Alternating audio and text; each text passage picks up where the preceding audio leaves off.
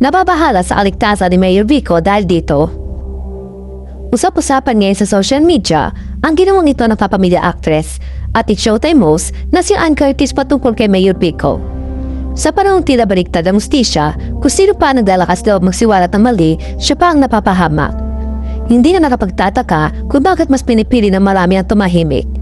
Imbes sa gantimpala, madalas kapalit ng katotohanan ay sariling kaligtasan. Ngunit sa kabila ng panganib, mayroon pa rin iilan na handang magsalita. Handang sumuong sa peligro, alang-alang sa bayan. Isa na dito ang alkalde ng Pasig City na si Mayor Vico Soto. Nakilala sa kanyang malinis sa pamamahala at walang takot sa paninindigan laban sa katiwalian.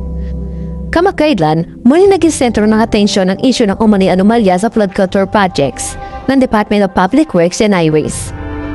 Sa ilalim nito lumuta ang pangalan ng mag-asawang kontraktor na sina Pacifico Corte Diskaya at si Zara Diskaya, na sinasabi na nakakuha ng bilong-bilong pondo mula sa gobyerno para sa mga proyektong hindi maayos kung hindi namang ghost project. Malaki nga ang naging papel ni Mayor Vico sa kaso na hindi nagkatubiling ibunyat at kanyang nalalaman, kahit pa malaking pangalan at mataas sa opisyal na ang kanyang nababangga. Bagamat marami nga ang humanga, ngunit marami rin ang nangamba. Hindi biro ang kanyang pinasok na laban. Ang mga kontratistang sangkot ay sinasabing may matibay na koneksyon sa makapangyarihang tao sa pamahalaan. At kung susuriin ang mga nakaraang kaso ng whistleblowers, hindi malayo ang isa rin tulad ni Vico ay malagay sa panganib. Kaya naman, habang lumalalim ang investigasyon, mas dumarami ang nagdarasal at nananawagan ng proteksyon para sa batang alkalde ng Pasig. Isa sa mga nababahala sa kaligtasan ni Mayor Vico ay ang aktres na si Ann Curtis.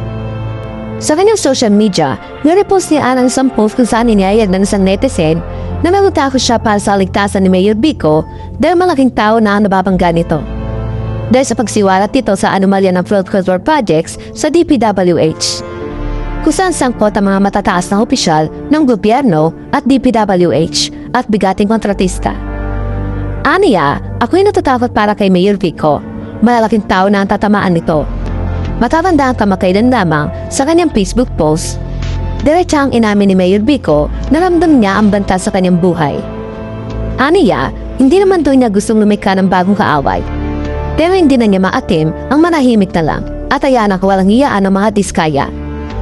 Ngunit tumaasa si Mayor Vico sa proteksyon ng Panginoon at ang taong bayan. Aniya, hindi naman sa gusto kong gumawa ng bagong kaaway, kayo na po ang bala sa akin. Samantala, bunos nga ang panawagan ng dasal, dagdag ng seguridad at walang humpay na suporta mula sa publiko.